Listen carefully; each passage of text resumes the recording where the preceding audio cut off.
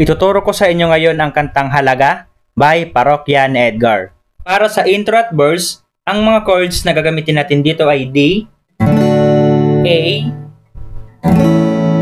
B minor. So yung easy version niya ay pwedeng ganito, 4 na daliri or 3 daliri. So pili na lang kayo sa dalawa kung saan kayo mas komportable. And last ay A. So kapag intro, ipi-play mo siya ng 2 times at kapag verse ay 4 times.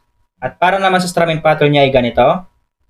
Down, down, up, up, down. Ngayon play natin siya.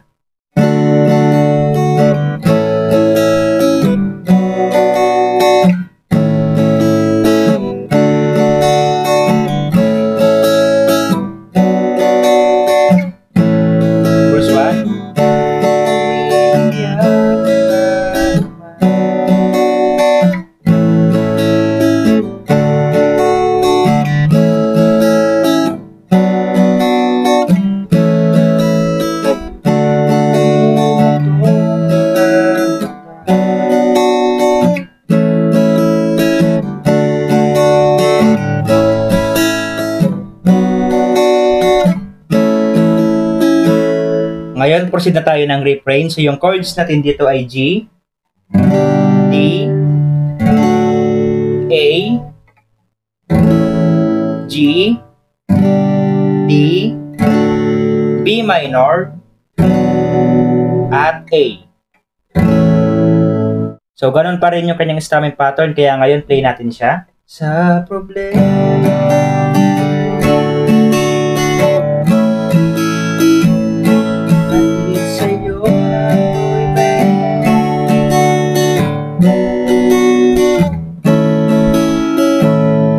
So, next naman is chorus. Yung chords natin dito ay 4 lang.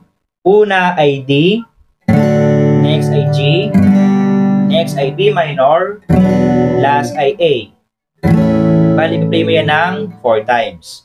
So, ganun pa rin yung kanyang strumming pattern. Kaya ngayon, play natin yung chorus. Sa libo-libo.